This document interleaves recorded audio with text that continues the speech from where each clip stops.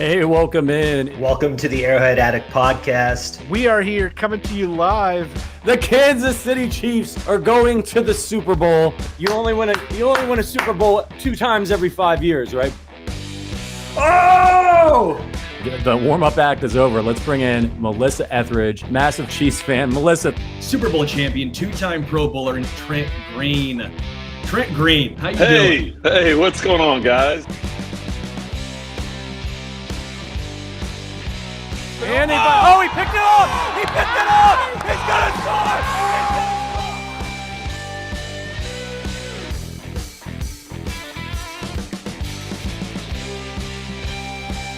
And we'll see you next week, but until then, as always, go Chiefs.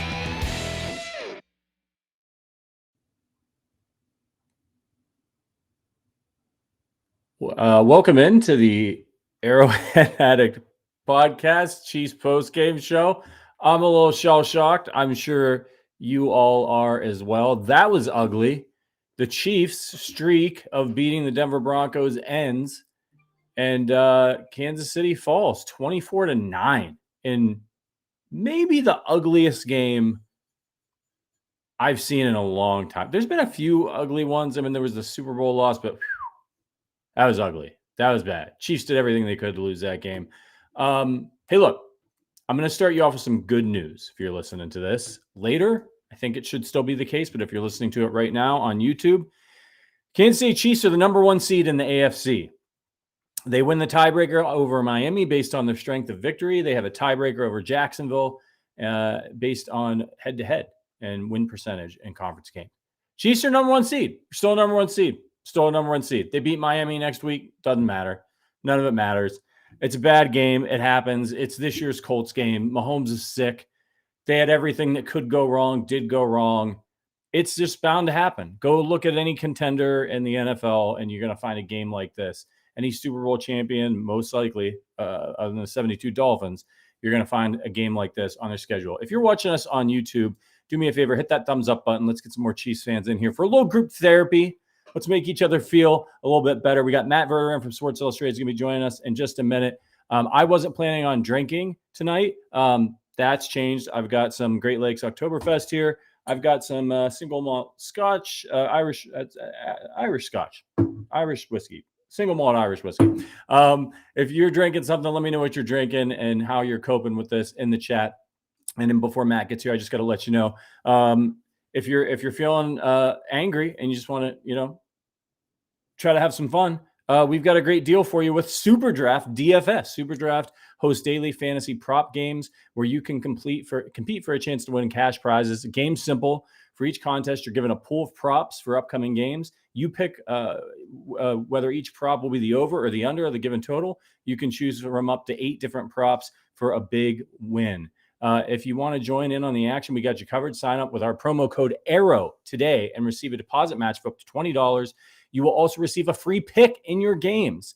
So think of it like a free square in bingo or a free leg to a parlay. Use the code ARROW when signing up. It not only gets you these great rewards, but also lets you directly support our podcast. So make sure to use the promo code ARROW when you sign up. This offer is only for new customers who are 18 and older, 19 and older in Alabama, and 21 and older in Massachusetts and are physically present in valid states. Please remember to always gamble responsibly. Check out the episode description for the full terms. Again, that is SuperDraft. Okay, that's a great way to support us, especially since we're all depressed right now. What's everybody drinking? Bay says I'm drinking a strong glass of whole milk. How's everybody coping with this one? I don't know what to say. Like, I'll be honest with you. I don't know how we're going to do an hour show after that. What's there to talk about?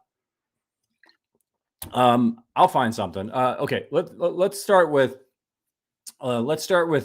throwing the ball backwards on 3rd and 4th and short.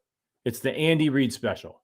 I said this on Twitter. Nobody except maybe Demarcus Robinson loves going backwards more than Andy Reid when it's a 3rd and short situation. And Cheever says I'm drinking my blues away. We'll be getting a Verderame. Don't you worry about that. So let's start kind of breaking this thing down. Look, Mahomes had the flu, and I don't know how much it affected him. But obviously, he had a fever last night. I don't even know how he was out there, to be perfectly honest with you. When I have a fever, I'm donezo. I'm certainly not competing at the highest level in a professional sport the next day. But it is what it is. He played. You're out there. You need to perform.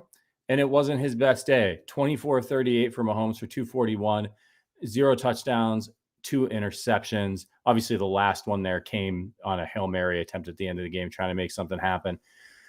You look at this game, and it's just Tom Hood says it all, right? Embarrassing all over. It's just embarrassing. It was just an embarrassing game for them.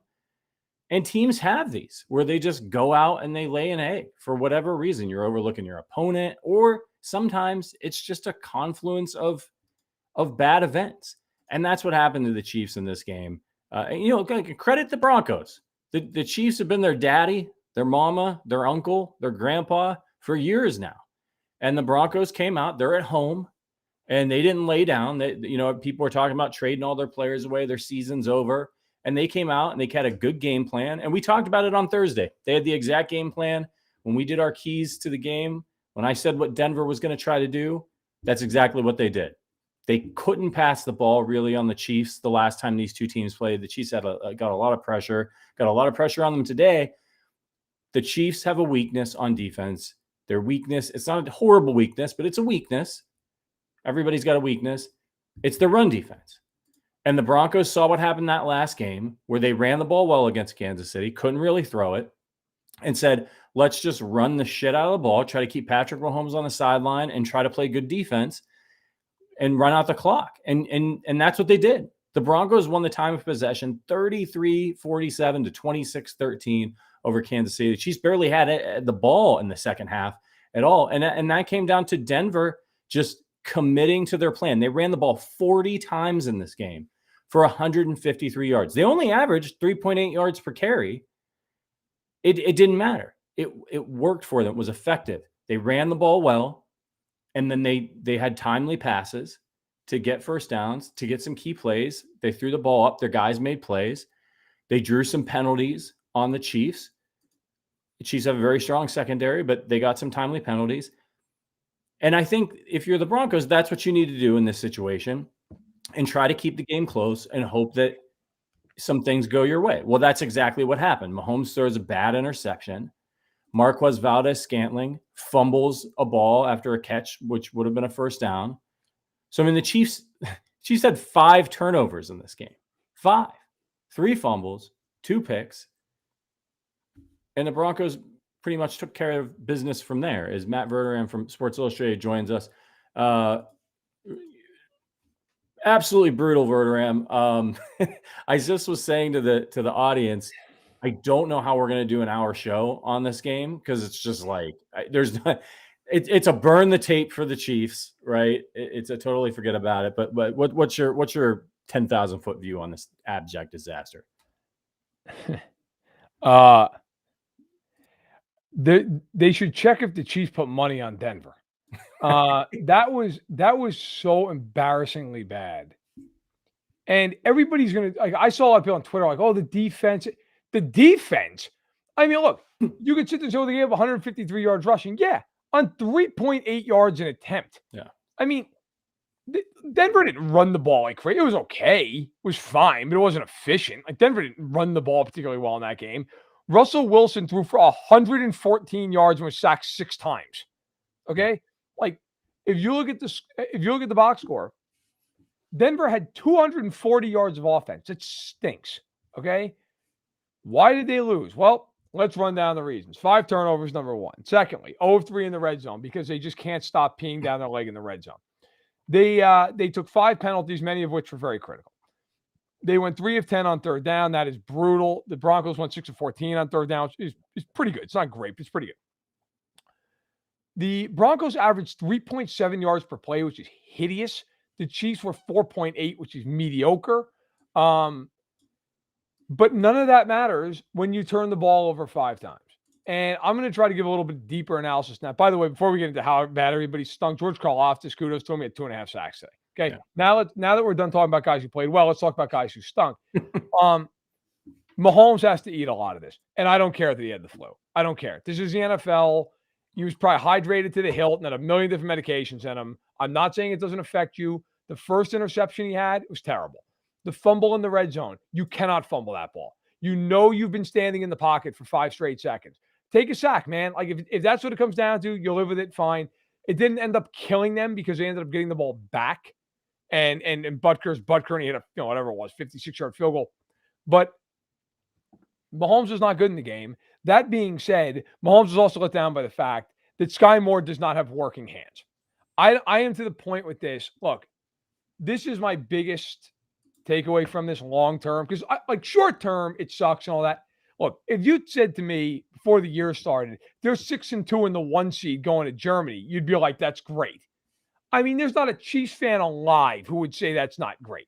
You're going to win the division, right? I mean, it's not exactly like what happened. It's some disaster from a big picture today. All right. It happens. I know you could sit there and say, how could they lose to Denver? They haven't lost to them since the Obama administration. Like, they're human. It happens. What's concerning to me moving forward, 2 things out of this game. Sky Moore has to just stop being on the field. I can't take it anymore. There is nothing positive about that man on the field. Nothing. He's not fast. He doesn't run good routes. He's not a great run blocker. Nothing. There's nothing that he does. Yeah. And you can sit there and talk about how bad they sucked all day, and that's fine. If he has hands, they're down 5 points with a real shot to win that game in the 4th quarter.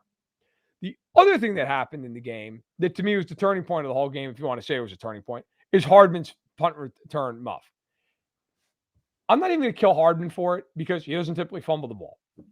Although it's indefensible, he fumbled that ball. And he shouldn't have been trying to catch it there. Why in God's name are you fielding it at the 5-yard line? And this is a Tobe thing because this has been going on forever. How dumb do you have to be to keep sticking him at the 5-yard line? Plant your heels on the 10-yard line and don't go backwards. And that's the mantra that every team in the league has used for years on end. And the Chiefs are just like, hey, man, you want to field it 6 yards deep in the stands? Go for it. See what you can do with it. Stop doing it. My God, how many years does this have to go on before they stop doing this? And by the way, this happened last year when they lost to the Colts. Moore fumbled the ball at the 5-yard line. Yep. In a playoff game against the Texans years ago, Tyreek Hill muffed the punt at the 5-yard line. There was a game against Denver last year at Arrowhead where Tony fumbled the ball really deep in his own. I can't remember if it's not the 10, but it's really deep. How many times are you going to field the punt inside your own 10? The Broncos stink out loud. That team is awful. Okay? Yeah. Awful. Russell Wilson stinks. The receivers are nothing special. They gave up 6 sacks. They had a field goal block. Denver stunk in that game. But the Chiefs did everything possible to lose. And again, to me, it is the never-ending fetish with trying to field the ball inside the 10. And it is Sky Moore having 40-plus snaps a game. The only problem is who the hell do you put in there instead of him? And I don't know the answer to that question. I don't know who it is. Look, obviously right now it's not Justin Ross for very clear reasons. It is not going to – MVS already on the field. Tony stinks as bad as Sky Moore does. So all these people – I know that's going to be an accident. Why don't they put Tony – because he stinks. When is he ever open? When's the last time Kadarius Toney was running 20 yards free? I mean, I got to tell you, and I know this isn't the most popular thing in the world with Chiefs fans, put Justin Watson on the field for his snaps. Because Justin Watson actually catches the football. So whatever you want about the guy, he catches the ball. They should put him out there. They should go to more 12 personnel and let Gray be on the field. Because the rest of these guys, it's a waste of time. It's a clown show. Moore has got to get off the field. Yeah. He is a complete waste of space. It is over. He cannot catch. He cannot run routes. There was even a play later in the game where Mahomes hit him right in the hands on a comeback route, but he's not running back to the ball, and he's standing there waiting for it, and the ball gets knocked out. He's not good. Accept that he's not good and move on with it already. Yeah, he's got to go. I would say trade him, but I don't know that anybody would bother. No, there's no point. Just bench him for the rest of the year, and at the end of this season, you just move on. Yeah. He cannot play. It is like being shorthanded on offense when he's on the field. Yeah. And that's the most damning when you look at this. Sky Moore, 1 catch for 8 yards, dropped a touchdown pass. Right. Kadarius Toney, 1 catch for 4 yards. He stinks. They both stink. Just it's enough for both of them. They would be. You could make a real argument they certainly would be 7-1 because it would be Detroit without those two. You can make a real argument today. Now, I won't go there. Denver, I think, would have won the game. Denver was the better team. But like, look, let's also be clear. And I'm when they lost week 1, I gave the Lions all the credit in the world. Denver stinks. Okay, that was not some game you looked at and went, wow, Denver. Denver had like 240 yards of offense with 5 giveaways. They had 240 yards of offense. Okay, that team is a bad football team. But the Chiefs made a ton of errors. And despite it all, it was 14-9. And Sean Payton, I got to be honest, I thought was an insane decision, punting the ball from inside the 40. Yeah. But as was the case today, the Chiefs were like, no, please, not today. You take it, and just fumbled the ball at the 5-yard line. So it is what it is. It was such a frustrating game if you're a Chiefs fan. And one of the things that really drove me nuts, and on Thursday's show, you weren't on that show, Verderame, but on Thursday's show, I talked about the keys of this game. And I said, Denver's going to try to run the ball down Kansas City's throat because it's their only chance. It's their only chance. It's their only weakness. And credit Denver for sticking to their guns and running the ball 40 times. The fact that, and you pointed out how bad Denver is, the fact that the Chiefs sacked Russell Wilson as many times as they did when he only attempted 19 passes is a tribute to how good the defense is, how bad the Broncos are. And this is a game where Denver's going for broke, right? They've got no chance. So they're going to try to do, this is the only thing to work for us. So they try to do it. The other thing I mentioned was that Denver stinks at stopping the run and that the Chiefs should run the ball in this game. And what do? They give Isaiah Pacheco 8 carries for 40 yards. He had a 19-yard run. He looked good. They just get away from it. Your quarterback's got the flu. He's probably drugged up to the hilt. He gets banged up in the game. Your receivers stink. Oh, let's throw the ball 38 times. This was a close game. The other thing that drives me nuts about them, and I'm not going to blame them for it on that last play that Sky Moore dropped because it was a touchdown. You got to throw that ball. But they get in these situations earlier in the game. They needed like 5 yards. They needed a first down. They were losing. They were struggling. Mahomes takes a shot. Just get the first down. Just move the chains and go get points. And the last thing is Andy's obsession with throwing the ball backwards and doing cute plays when they need short yardage. Yeah. It's just absolutely infuriating. I didn't even get into that because I just can't do it again. I feel like I've had this conversation about this team for 10 years now with him as their head coach. I knew it was funny. Like I always do. I was on the phone with the old man watching the game, and I said to him as they were breaking the huddle, they weren't even in formation yet. On that like little, what I didn't even call it, the slip screen to Rice, that little toss play. It's like you just know some BS is coming.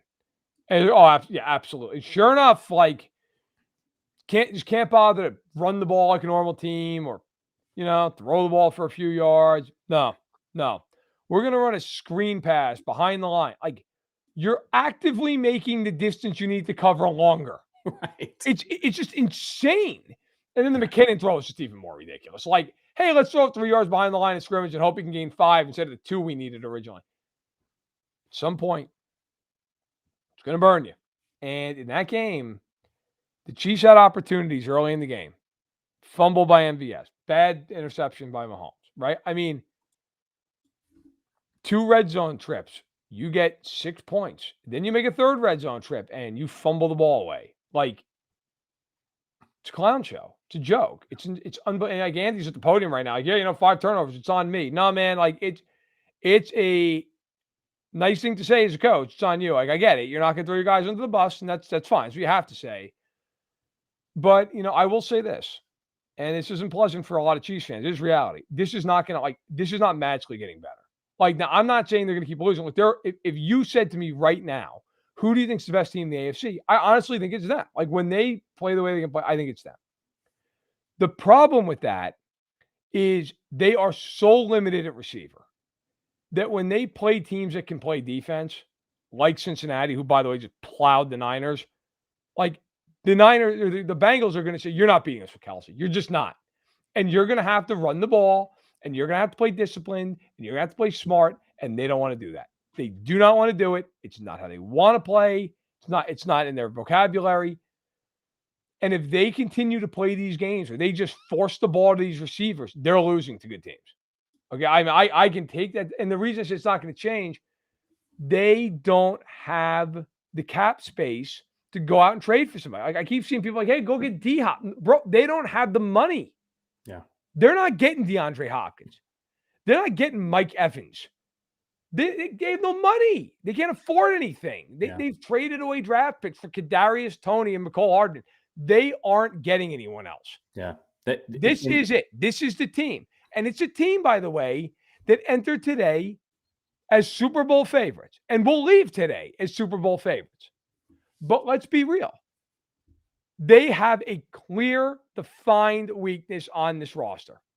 And it is something that they have to be actively working to scheme around. And if they're not going to do that, and they're just going to ask Mahomes to be Jesus Christ and walk on water every week, he's going to throw 15-plus picks this year. It's going to happen. And they're going to have games where they go 1 of 5 in the red zone because they don't have the horses. Mahomes is the play better than he did today. Granted, I'm not arguing that point at all. But you're not playing smart football by saying, hey, Sky Moore, here's 45 snaps, bro. Go for it. I genuinely don't like to be a jerk. He stinks. He is not a good football player, man. Point blank. It's just what it is. I think the guy's out there trying. I don't think it's a lack of effort. I think he probably feels bad. He's not a good NFL player. It's just what it is. It happens. I'm not trying to rag on the guy, but sorry, if you're going to keep putting him out there, I mean, I'm not blind to it either. Like, he can't play. Yeah. So if you're the Chiefs, you have to do one of a few things. You've either got to change some of your personnel distribution and play those guys differently. You've got to alter your style a little bit. Or you just got to keep playing like this. And look, if they can do it in the regular season, they'll probably go 12-5 or whatever it is, and they'll win a bunch. It might be the 1 seed. But when you play really good defenses, you're not beating them with Rashee Rice, Travis Kelce, and just an absolute festive nonsense. You're not doing it. If you're going to run the ball Pacheco 8 times, that's it. It's not going to work. Yeah. And you mentioned DeAndre Hopkins as a potential trade target. The Tennessee Titans just started their young quarterback, Will Levis, who looked like Joe Montana today after suffering through, Ryan Tannehill, the corpse of Ryan Tannehill. They ain't trading DeAndre Hopkins because if they know what's good for him, they're going to keep trotting Levis out there and see what they got in him, see if he can keep playing like that. And you don't trade a guy like that away. I will say, we've talked about it before. If I'm Brett Veach, I'm picking up the phone, I'm calling Carolina, and I'm saying, listen, Adam Thielen, he ain't going to be on your team next year. I'll give you Sky Moore. I'll give you, what do you want? What do you want for Adam Thielen? Because he can afford him. He can play outside, and he's playing in the slot this year, and he's looked fantastic. He's versatile. He's reliable. He's cheap. If the Chiefs want to improve their wide receiver core, this is a team that Carolina is not going anywhere. I would pick up the phone. I would call about Thielen. They might not do it.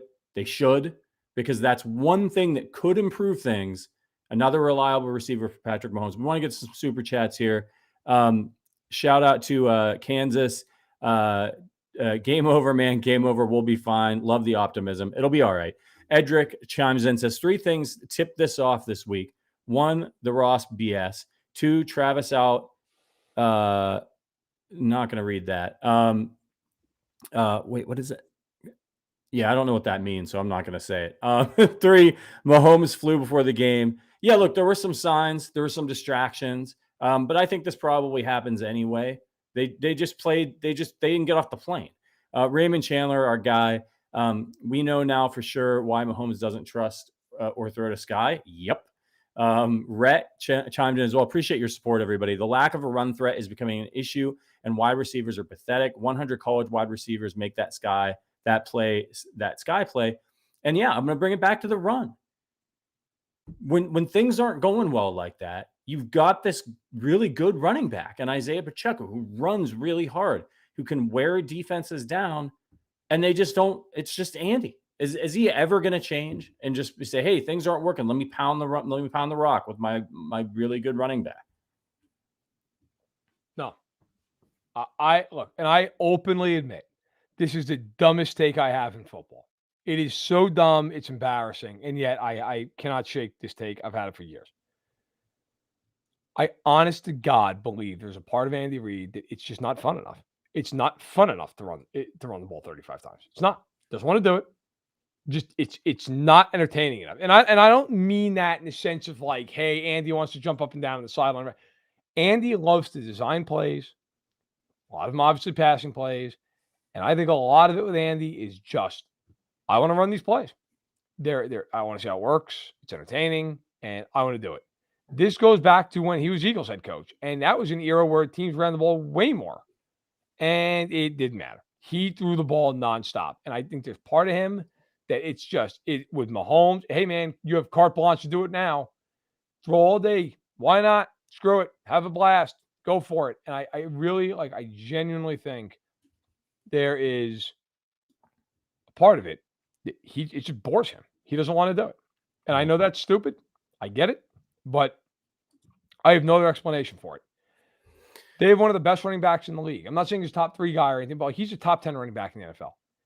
They treat him as though he is like this spare part that can't be used. And let's also be clear, like the other part of this too. Like McKinnon, is he made of glass? Like, can he ever see the football?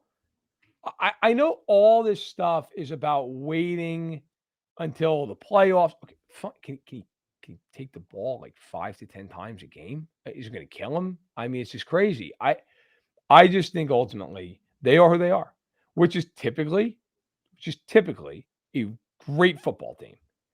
And for all the stuff today that's wrong with them, if they didn't just have an aneurysm all day long, they still would have beat Denver. Like, I know this. I'll say this right now because I think it's going to get lost. They will beat Miami next week. I know right now, like, I'm sure people in the chat are like, you're out of your mind. You watch, because that's who they are. They will hear all week that they're garbage. They turned the ball over 5 times. They looked like total crap. Everything went wrong. Watch. That is the absolute most Chiefs thing in the world, to turn around after losing like that to a team that is a complete waste of time. They will then go to Germany. They'll be laser focused because that's who they are, and they'll have all their top stuff called up, and they'll score like 35 points and win the game. That's just, maybe I'm wrong.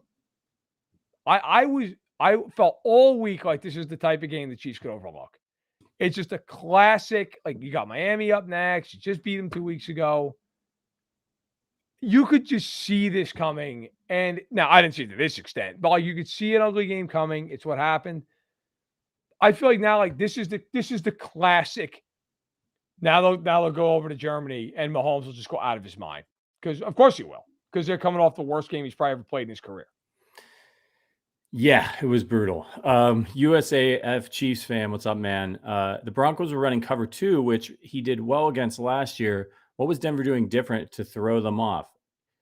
It's tough to see without the, you don't get the all 22 view, obviously, when you're watching the broadcast. So we'll have to look into it. But I think for me, and I saw a couple other people mention in the chat, like, hey, I felt like the offensive line had a bad day. I don't agree with that. I think Mahomes had plenty of time. No, my God, he held the ball forever. Forever.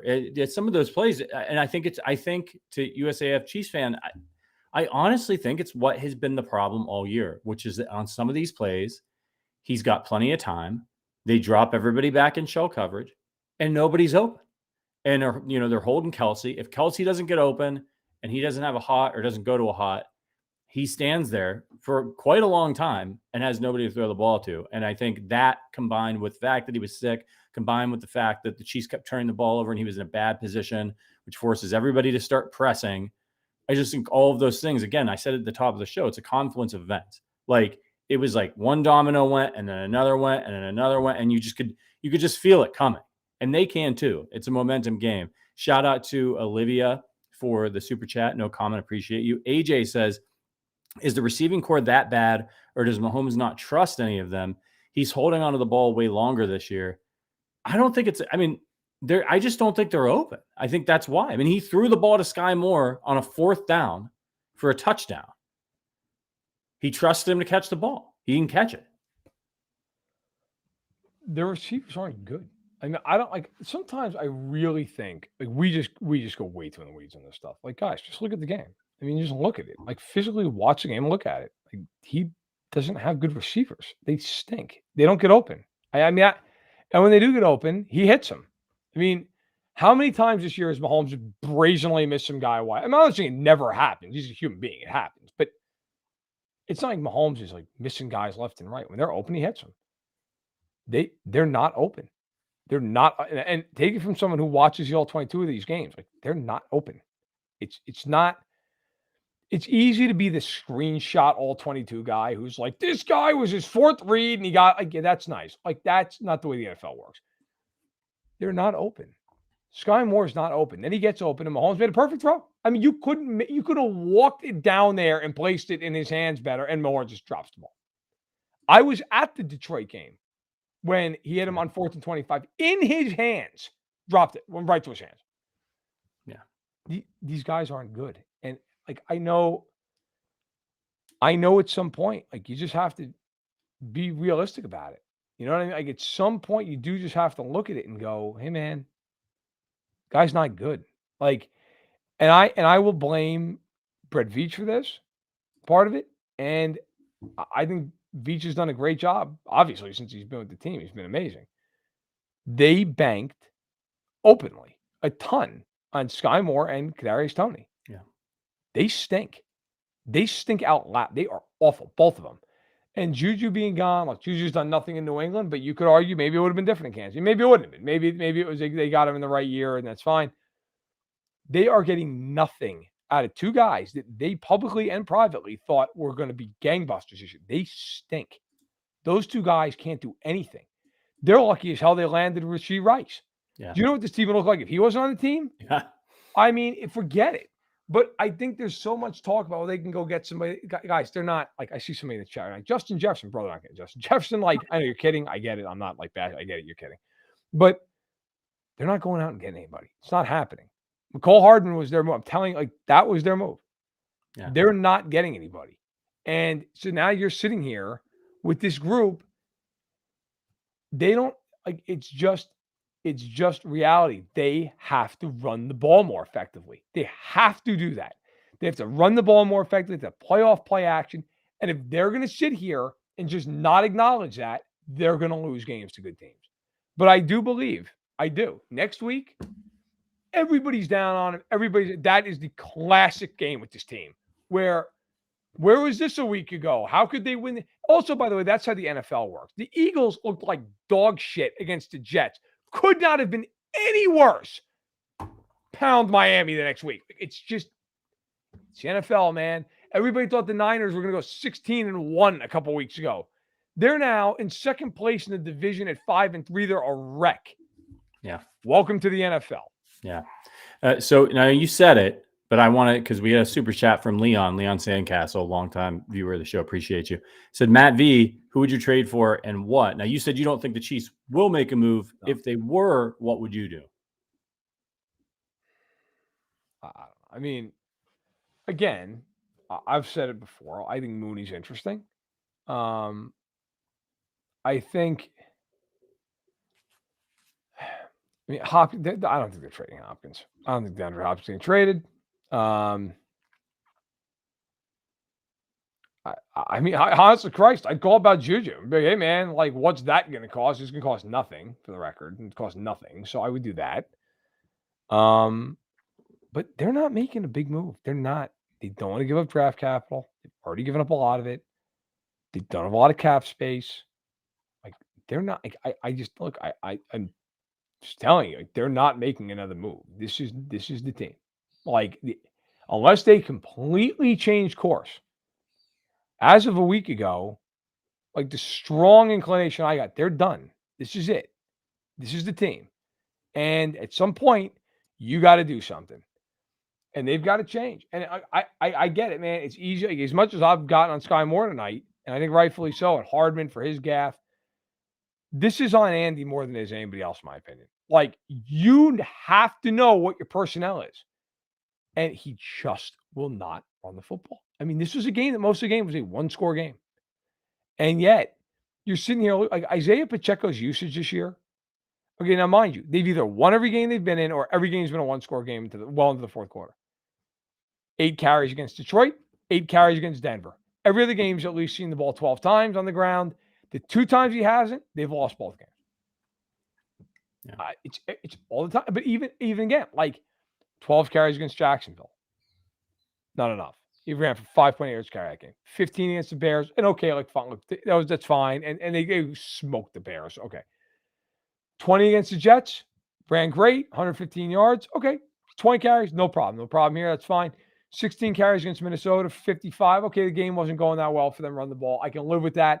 16 against Denver. The first game probably should have ran the ball more in that game. 13 last week. I won't kill them for that because they're throwing the ball at will against the Chargers. Fair enough. But the 2 times they've lost this year, both times, 8 carries in the game. They just get in these things where they will not run the football. And it kills you. It kills you. You need some balance. It doesn't have to be 50-50. It shouldn't be 50-50. It should be like 2-1. And in this game today, for the record, to put a bow on this whole thing, the Chiefs threw 38 times. Mahomes ran 3 times, which means they called 41 passes against 13 runs. Yeah. It's a joke. It's ridiculous. And it was a one-score game most of the entire game. Till there's 5 minutes left. Yeah. I mean, it's insane. And that's what you end up getting. You get a team that's just, and like the worst part, and I'll wrap it here for me, you could see all game, they could not get open. They could not get open. And they were just like, that's fine, just keep doing it. Yeah. Okay. Well, you go home, you'll lose. I know we got to get you out of here right before you leave, though. What would you say? There's a lot of people who've been watching you on the show for a long time. They love your takes. Chiefs fans take it hard when they lose. You know, they just do. They care. It's one of the best damn fan bases in the NFL. They take it hard. It's frustrating. Doesn't happen very often, especially to Denver. It's not. So what is your silver lining? What is your message to a Chiefs fan who might be listening to this, who's feeling real down? They're going to be miserable all week about this. What would you say to them? They're 6-2 and they're the number 1 seed in the AFC. I mean, guys, look, in all seriousness, they're 6-2. They are like the division's over. Okay, they buried that thing a week ago. Unless Gay's injury is significant, they walk out of this game without any major injury. Okay. They have the best quarterback in the world. He played like crap today, but the whole team played like crap. He'll be fine. I'm not worried about Patrick Mahomes.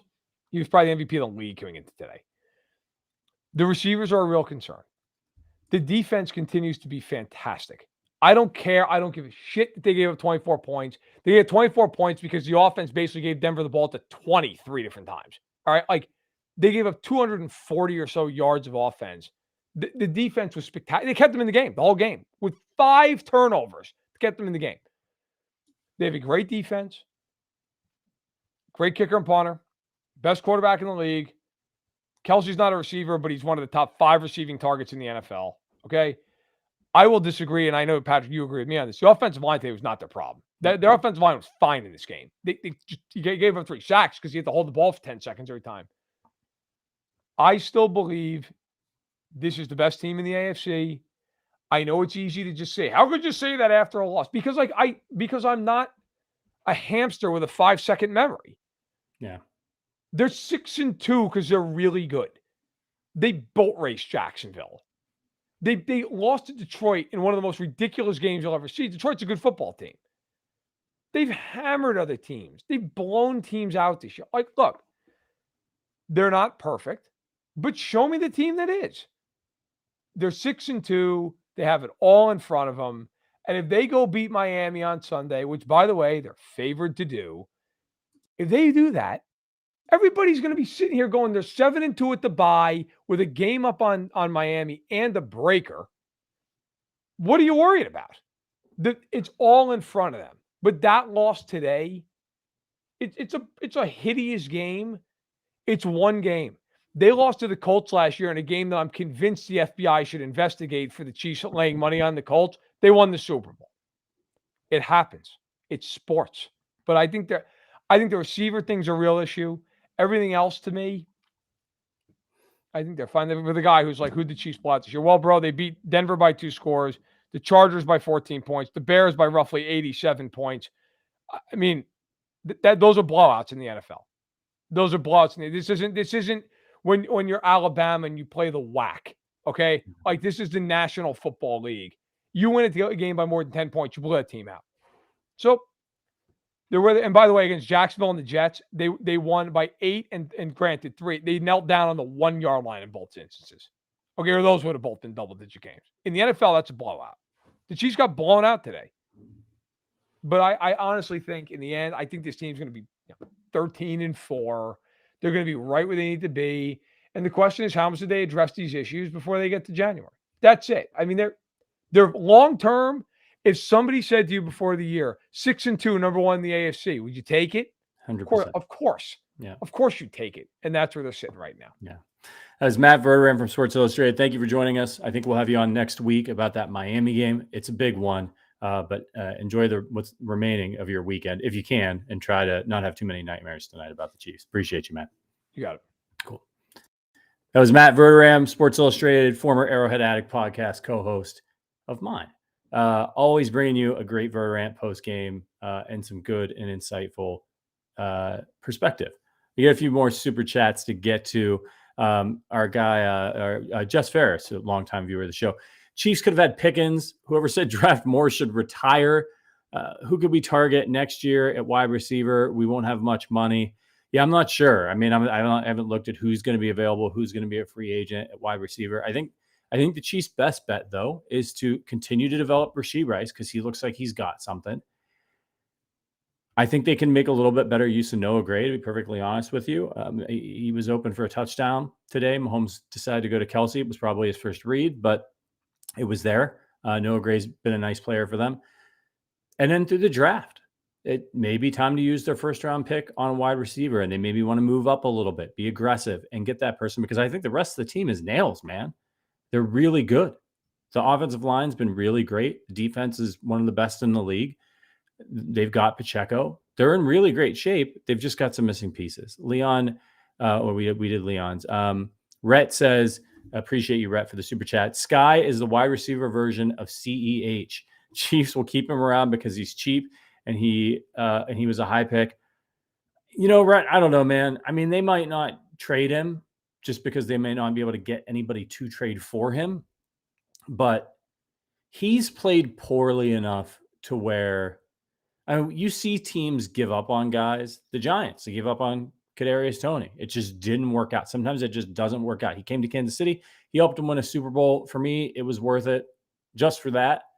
And if he hangs around and is a useful gadget guy for them, great. But it happens. Sometimes, look, Brett Veach has been excellent. He's really good. He's made some mistakes. He's human. Just like the Chiefs today.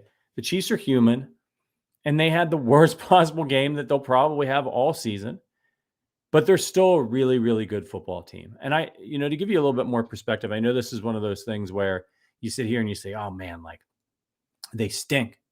And it's hard to separate yourself from this moment to think about the rest of the season. And I've fallen victim to this dozens of times with the Chiefs, where I'm like, they stink. It's not going to improve. This is who they're going to be all year. And that is just not the case.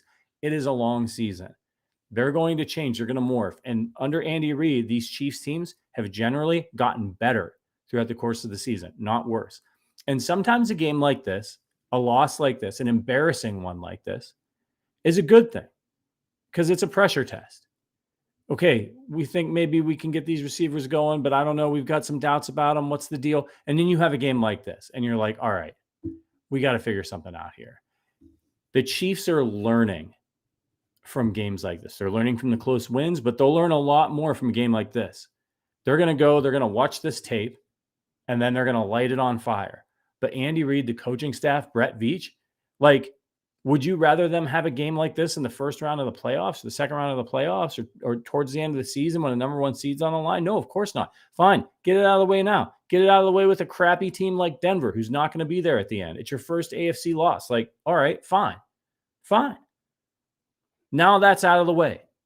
You learn something. It's a little bit like when you feel better after you're done throwing up, right?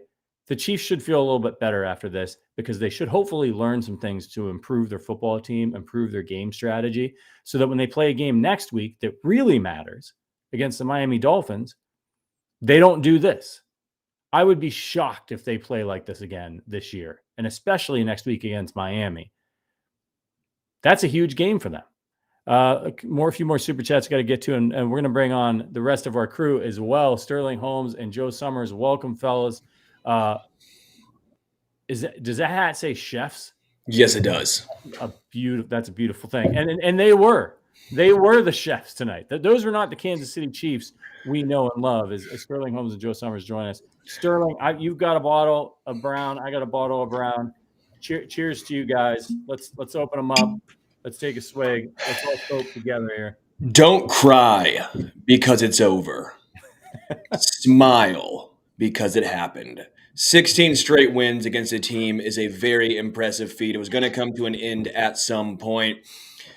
I think I would rather be on this side of things than on the Broncos side of things. Congratulations. They've won 1 out of the last 17. They played better today. 5 turnovers. That is going to do it. A lot of thoughts I want to get to, especially on the wide receivers, but man, that was the worst game I can remember since the Tennessee Titans beat down, what was that, 27-3? 27, I think that's what it was, 27-3 of 2021. Yeah. This sucked ass. It was 2 scoops of ass, as you're fond of saying. Joe, I want to let you know that I pretty much emptied my bankroll on the Chiefs. Oh no! when they got the plus territory. Me too. Yeah, so I'm gonna have to make another deposit because it's all gone. Yeah, this was as wonderful and perfect and amazing as the Chargers win was. This was equally as terrible, and I'm really sad right now for a lot of reasons, but chef among them. I like to wear this Marcus Peters jersey when we play the Broncos because the last time that we had lost to the Broncos, September 2015, that was the game that Marcus Peters had his first career interception and touchdown. I love to wear it as a reminder of how long it had been. And unfortunately, the days are over. This might take me a second, so it's an emotional time. I'm going to take it off. Yeah. Don't light it on fire. That looks like a nice jersey. But yeah, Joe's taking it off. What you got on under there? Oh, it's the Arrowhead Addict hoodie. That's right. Because no matter how poorly the Chiefs play, we got you here at the Arrowhead Addict podcast. We get some more super chats to get to, and then I want to hear Sterling's thoughts on the wide receivers. This one from Rohit. Why did the Chiefs struggle at scouting certain offensive positions, but excel at identifying defensive talent? And I think that's actually a nice segue into Sterling talking about the wide receivers. They got something going. They get good defenders, but what's the issue with receivers here? I mean, it's at all levels. It's the ability to identify talent. It's the ability to develop talent. It's the ability to insert whatever you have and make them fit into your system. The Chiefs have had a deficit at all 3 in the Brett Veach era. Again, this is not me trying to say what Brett Veach has done here. Just throw out the window. Those Super Bowls, those flags fly forever. Again, he's done a phenomenal job, but there's clearly a disconnect, especially at wide receiver. Now, some of the issue is Sky Moore, congratulations. You got open this game, Sky Moore.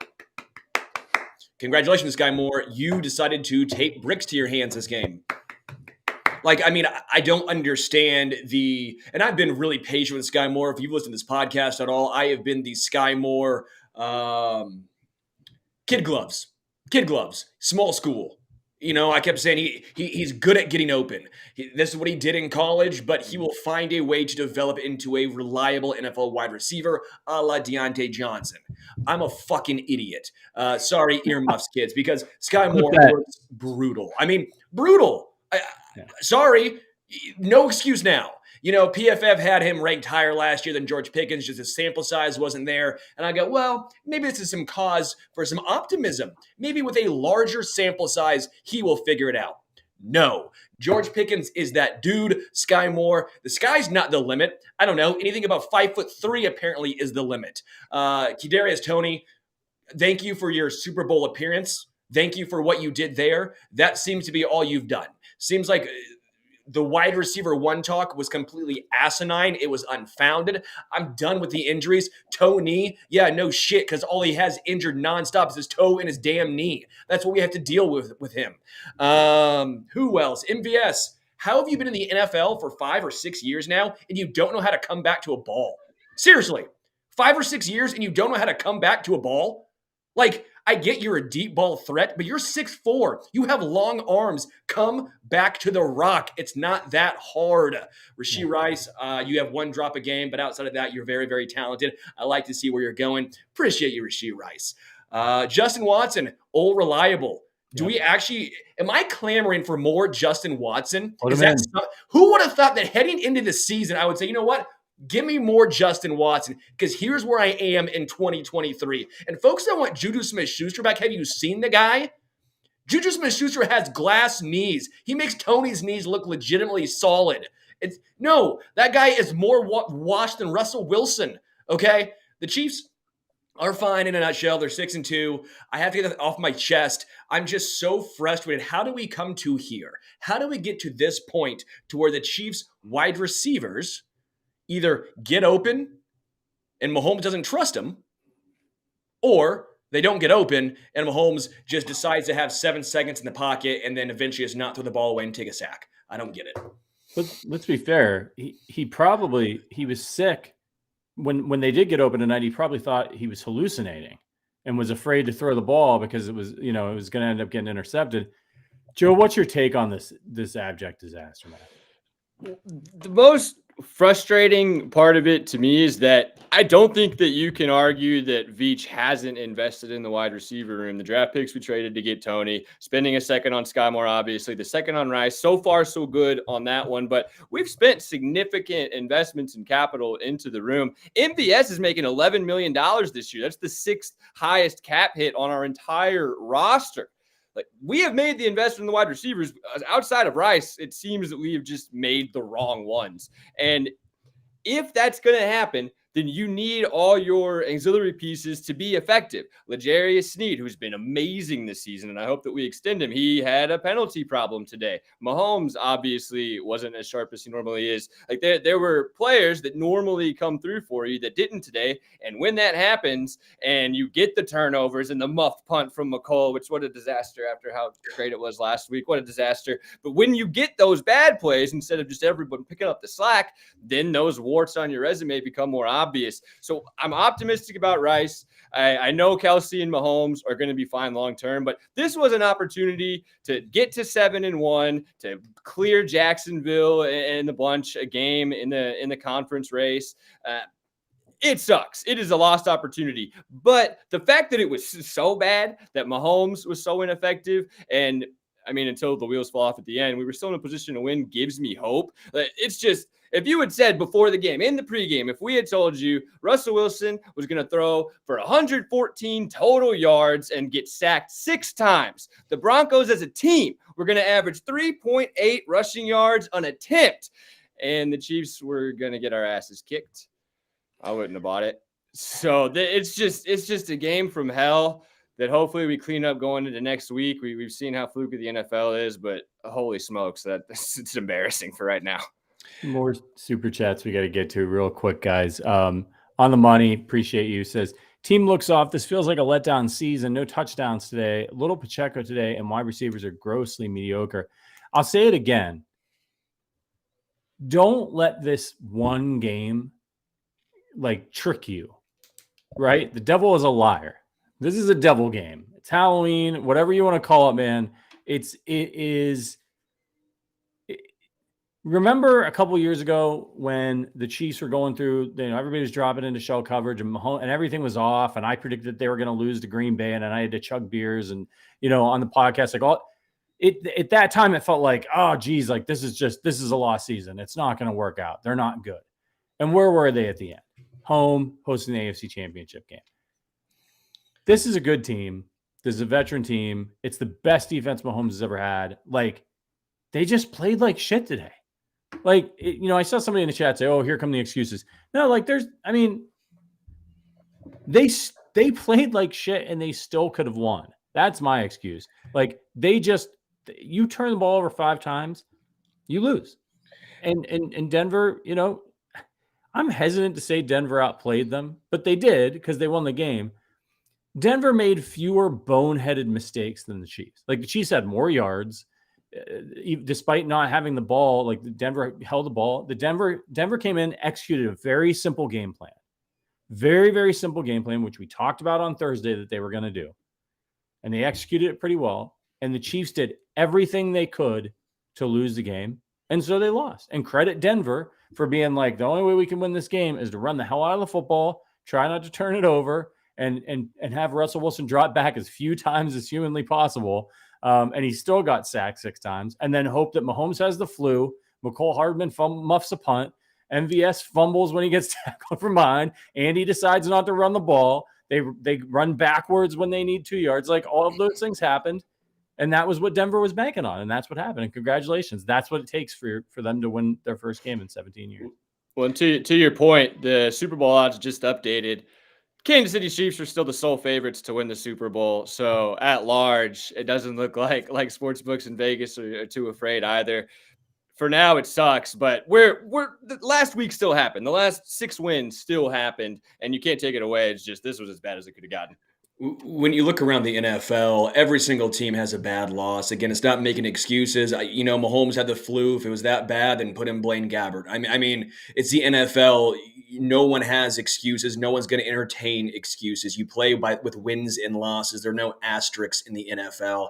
But every team, the Eagles obviously lost to the Jets. The Eagles have an issue with their secondary. They got torched today by the Washington Commanders. The 49ers right now, they were crowned unbeatable. Remember, they were going to go undefeated. They've lost 3 straight games now, right? The Bengals just demolished them. Every single team in the NFL has a bad loss. This was the Chiefs' first one. I do want to talk about DeAndre Hopkins very quickly. I keep hearing people throw his name out there. I understand he would be the second best wide receiver probably on this team outside of Rashee Rice, but let's not get it twisted. I think you guys are getting inflated the former DeAndre Hopkins, the name DeAndre Hopkins, and thinking he is still this A.J. Brown-esque type player. Here's some numbers for you. 13 targets week 1, 65 yards. Week 2, 40 yards. Week 3, 48 yards. Week 4, 63 yards. Week 6, 20 yards. The other 2 weeks, he's had 2 good weeks all season long. 1 for 140. Today, 128. Obviously, 2 great weeks is better than 0 great weeks, but that's still a decent chunk of change and draft capital to give up for a guy who's been wildly inconsistent. Don't know your thoughts there, but I do think sometimes we get conflated the name DeAndre Hopkins and fail to realize who he currently is right now. Well, honestly, in my opinion, it's a completely moot point. I think there's a 0% chance that we trade for Hopkins. If we were going to acquire him, we would have done it before he scored 3 touchdowns today. Like, the price of the brick has gone up. We're not going to get Hopkins. It's a moot point there. I saw in the chat, can we win the Super Bowl without a number 1 wide receiver? We did last year. So, yes, absolutely. We could still win the Super Bowl this year. With this defense, with Pat and Kelsey, of course. I don't think any moves at wide receiver are coming. I think that what we've got is what we've got. And if we do make a move, it's going to be a minor, depth add piece. We just don't have the capital after what we've already invested and trying to maintain that flexibility for the future that Brett Veach loves. I think that there is no chance that we're getting a big name at receiver. I'm going to keep banging the Adam Thielen drum, man. I like that one. I like Go Thielen. Get him. Go get him. That'd He's be a not good going to one. be on Carolina next year. He's cheap. The only reason they wouldn't move him is because they got a young quarterback, and he's the young quarterback security blanket. But if the Chiefs make it worth their while, they'd be stupid not to make the trade. He's an expiring asset. He's nothing for the future of that franchise. And for the Chiefs, you can just imagine you got a guy that comes in, he can play inside or out for you. He's going to catch the ball. He's going to get open. He's not going to be a burner or anything like that. But you don't need that. I think if you pair Adam Thielen with Rashee Rice in the slot, Travis Kelce, Noah Gray, and then you got MVS or Watson out there running those deep routes, I think you've got something. because if I'm Mahomes, I'm going Kelsey, Rice, Thielen. Like that's where I'm looking. And one of those guys is going to be open. I guarantee you on every single play. Will Brett Veach do it? I don't know. As Matt Verderame pointed out, and he's got sources within the Chiefs organization and around the NFL, he thinks they're done. And they have given up some draft capital. And maybe Brett Veach is looking at Andy Reid and being like, look, I gave you a lot of talent. There's a lot of receivers on the team. Figure it out.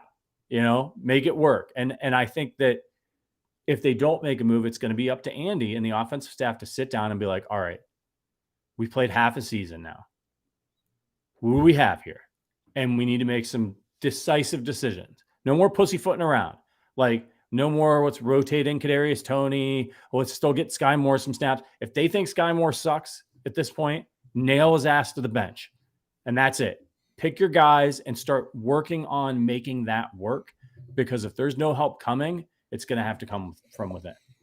I will also say I don't blame the Chiefs' game plan, like Brett Veach's game plan of let's focus on the defense. I mean, the defense has been great all season long. They were really solid in this game outside of the first two drives. These scoring drives were 50, 39, and then 10 yards for the Broncos. Obviously, McCole Hardman botched punt. So the defense, once again, did their job.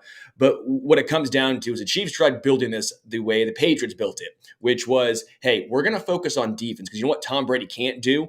Tom Brady can't make the defense better. What can Tom Brady do? Make wide receivers better. Julian Edelman, Wes Welker. He always had a guy, but let's not get it conflated. Wes Welker is not A.J. Brown. That's not the elite of the elite, right? He was a fine wide receiver. Patriots fans just think he was great because of what he did, and Julian Edelman obviously in the playoffs. Julian Edelman's numbers don't even compare to Dwayne Bowe. Okay, look it up. Dwayne Bowe had much better career numbers than Julian Edelman. The point is, the Chiefs tried going at this a different way. They said Mahomes can elevate the wide receivers. This way, he's not forced to score 35-plus points a game. That's the only way they'll find a way to win. The game plan worked, or the game plan is solid. The actual drafting and developing of wide receivers, now that is what has been lacking. Yeah, and it's the good news is that it's a lot harder to put together a dominant defense. Because to do that in the NFL, you need multiple pieces all over the place at all three levels. The Chiefs' problem, it's not the offensive line. They've been great. It's not the running back. It's not the quarterback.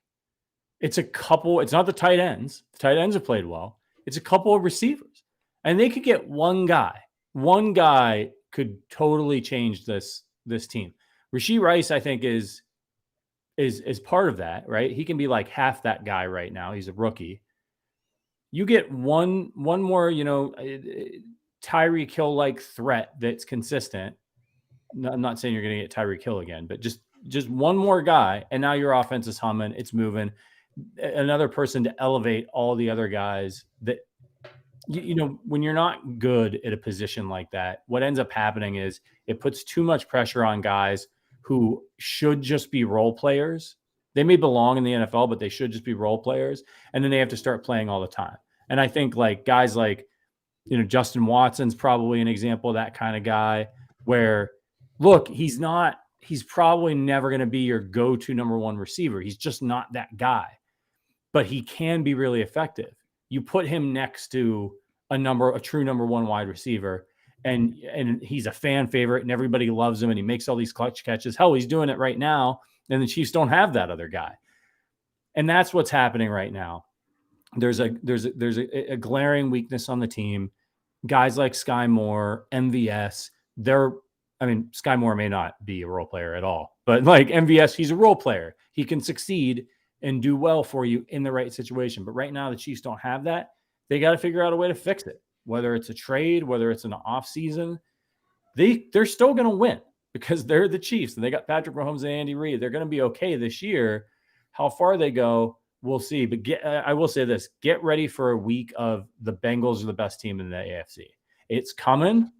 Just make your peace with it right now. If you're a Chiefs fan, don't turn on ESPN because it's coming. That's what you're going to hear. It's going to be Stephen A. Smith, and he's going to be like, the Kansas City Chiefs are not going to make the Super Bowl this year. And he's going to be talking about the Bengals, and he's going to be talking about the Bills, and that's what, and the Dolphins, And then you're going to get prognostications of the Chiefs getting blown out in Germany and all that stuff. Just get ready for it. Make your peace with it. It's going to happen. Just think about the end of the season. Who's standing there holding the Lamar Hunt trophy at the end of the year? That's all that matters. On that subject, Tyreek Hill's podcast should be pretty interesting this week.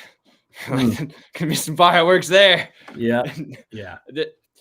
A lot of the teams looking good in the Chiefs. Now, I think you're right. I think we're going to get that prognostication all week, and then we'll see how Germany goes before the bye. But it also does give the coaching staff and Mahomes and Kelsey an opportunity to take that as fuel and move forward. I love seeing pissed off Pat. It usually works out for us. So, if they want to talk all week, let them talk. Bring it on, Tyreek. Go ahead. By the end of the season, I like our chances. As far as the wide receiver goes, I kind of think this is what we're Thielen, barring Thielen, that'd be great. But until we get MVS's money off the board, I imagine that we're going to get rid of him in this offseason. But he weighs down a lot of the salary cap, so it's kind of tough to commit that much to it. Sky Moore looks like the new CH. I do got to say, though, I wanted to mention this positive. How about only one carry for Clyde today? We've been asking for that for weeks, just one carry. I was happy to see that. So they're learning a little bit. It was a positive. The good news was Clyde only got one carry. The bad news was Clyde got a carry. It was a decent carry. Come on now. I'm all for it, but credit where credit's due. You got, 1 carry, 5 yards. Come on, it was a tough run. Yeah, but when you're only given 8 carries to Pacheco, I'd rather those all go to Isaiah Pacheco. That's the thing that feels like a big problem to me, because you could see it that Pat was frustrated, and but we weren't running the ball at all relative to how much we were passing in the second half. And then Pat still ended up with 38 passing attempts into 3 carries, only 13 carries outside of that, and a few of them were on trick play, jet sweep type things. So I think that we need to see more of a balance, especially when it's clear that the passing game is going to struggle. I believe in Andy to adjust, but if he doesn't, then we leave the door open for games like this to happen again. It was brutal. We got one more super chat here from Taryn Young. The issue has not been highlighted, guys. Who can play like Chanel and Rice for guys like Snead and Sky? Let's develop a player or two. Yeah, look, that's on the Chiefs. That's on the Chiefs offensive staff to develop these young receivers. It looks like they're off to a good start with Rashee Rice. They totally whiffed on Sky Moore. They took a flyer on Kadarius. Again, Kadarius Toney helped them win a Super Bowl. I don't think you ever have to apologize for that trade. I don't care what happens to him the rest of the way, right? He filled a need. He filled the need. But yeah, they've got to develop some of these guys into a consistent receiver, or they got to go get a blue chip guy that they know is going to be really good for them. And I will say, guy who might be hitting the market, and I don't know how the salary cap gymnastics is going to work. There's a fellow by the name of T. Higgins. He's probably going to be a free agent. He's not going to be cheap. Have you seen him this year? I'm not going to lie. I'm with you. If you've seen T. Higgins this year, to this point, yeah, they were banged up. This is. I actually, one of the games I won money on was Bengals over Niners. I kept saying Joe Burrow off of a bye. He's finally healthy. Don't want to talk that though, because bleep him.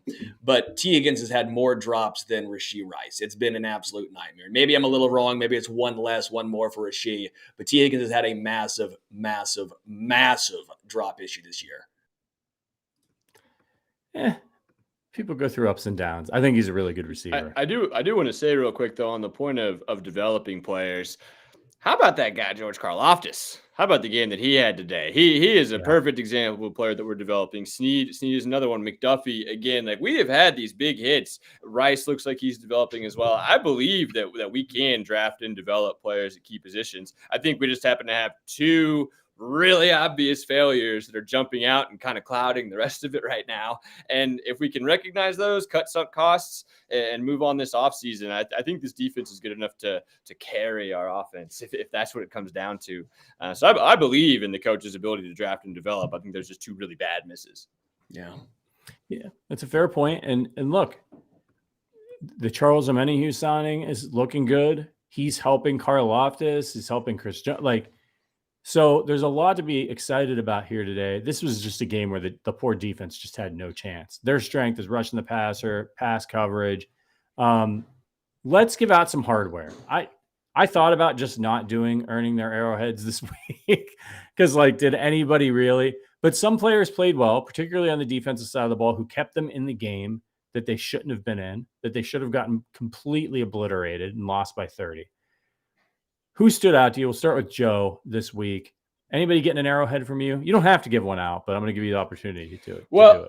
An honorary Arrowhead to my man Marcus. But outside of that, Karlaftis for sure gets one in my book. The forced fumble that he had on Russ was fantastic. 2.5 sacks is fantastic production. It matches. He's been getting pressure for weeks without finishing the sacks. So to get 2.5 added to his total, I think is excellent.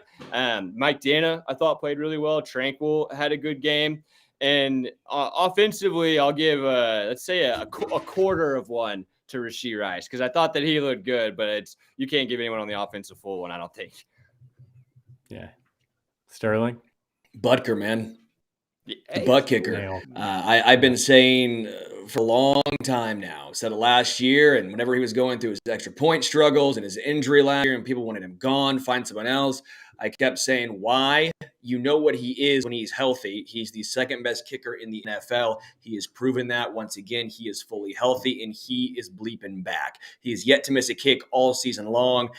Kevin Harlan tried to jinx him. Kevin Harlan tried his best, still drilled that 56-yarder. Harrison Butker, I mean, what more can you say? Without him, the Chiefs don't score. He had 3 huge field goals. Field goals were obviously not going to be enough in this one, but got to give him credit for doing his job. Other guy I want to give a shout out to is Trent McDuffie. Yet again, Trent McDuffie doing it all. He does it in the run game. He gets after the quarterback when he's called to on blitzes. He's always in the right position. At that one aspect late in the game, he actually acted almost as a safety as Justin Reed came down too quick. Guess who was in the back end to save a long touchdown? It was Trent McDuffie. He is always there. Massive Trent McDuffie fan. I really, really hope his lack of interception numbers, the lack of those splash plays, don't hurt him too much in regards to All-Pro and Pro Bowl voting, because Trent McDuffie, come on now, that dude is elite. Yeah, he really is. For me, I'm going to give him to Drew Tranquil and Leo Chanel. You got injuries to Willie Gay, injuries to Nick Bolton. What do those guys do? They show up 11 and 10 tackles, respectively, 11 for Tranquil. Each of them got a sack. A tackle for a loss for Tranquil, 2 tackles for a loss for Chanel. Each of them quarterback hit. I mean, in a game where Denver came out bound and determined to run the ball down Kansas City's throat, these guys stepped up. They held them to under 4 yards of carry. They kept them in the game, and they had to have been just absolutely gassed too, because. And I'm going to give this is a little bit of an unorthodox one, but I'm going to give one to Tommy Townsend, who punted the ball twice for 82 yards, one inside the 20, went up there and tried to make a tackle, put his body on the line. Not sure I want to see that again, but I just admire the guts from the guy. The fact that the Chiefs only punted twice in this game, like you look at some elements of the box score and you're like, oh yeah, they killed him. And he just kept giving. They didn't need to punt. They were arm punting. They were handing the ball off. So those guys get my Arrowhead. On offense, nobody. I'm not giving it to anybody. Travis Kelce played okay. Did what he could, but it just wasn't enough. Justin Watson, baby. Justin Tried Watson, his best Gronkowski cyborg elbow arm guard thing. Yeah. I mean, it was brutal. Shout out to Reed for the blocked kick. Mm-hmm. That was a super athletic play. Great timing. I was going to say, please no. No, not that Reed. That was a good play, and that really gave the Chiefs a huge lift when they needed it, and it just, of course, the offense just couldn't make good on it. So listen, it's Halloween week, Chiefs fans. Enjoy your holiday. Enjoy your holiday. Don't read about the only website I want you to read this week is arrowheadaddict.com. Our guy Matt Connor's got you covered. The crew there, they'll handle all the fallout, the injury updates. Of course, it's the trade deadline on Halloween as well. So make sure you're at arrowheadaddict.com, keeping an eye on that. We'll be here. If the Chiefs make any move, we'll scramble, we'll jump on, we'll go live, we'll keep you informed and keep you updated on what's going on. But other than that, Tune out the rest of the noise because it's just going to annoy you, and you're already in a bad mood. Read a good I know. book. Come on. This is a smart, astute show that we are running over here, okay? Pick up a good book. That's what. Get your mind off this Chiefs, L. They're going to be fine. They're 6-2. They're okay. But get a good book over here. Yeah, you get the number 1 seed right now, and you got a chance to really lock it down next week if you're a Chiefs fan. We'll be back. We will be back with our regular slate of shows this week as well, of course. So make sure you tune in Tuesday, Wednesday, Thursday, Friday, and then we'll have breakfast with Arrowhead Addict on Sunday morning. And the Chiefs kick off at 8:30 Central Time. We'll be here at time TBD, but early. It'll be early. Make your Bloody Mary. Make some pancakes. It's breakfast with Arrowhead Addict. I'm calling it now. I'll bring the donuts. We're going to wash this bad taste out of our mouth. I'm going to be washing this bad taste out of my mouth for the rest of the evening. I'll be in a robe. We appreciate what's that? I'll be in a robe. If you think I'm in any other clothing item besides a robe for that game, you were out of your gourd. It's breakfast with Arrowhead Addict pajama party. If you got your Chiefs pajamas, let's rock and roll. It should be a good time. Big game in Germany for Kansas City. Appreciate all of you for sticking with us tonight. I know everyone's annoyed. Thanks to everybody who kicked in a super chat. It really does help us.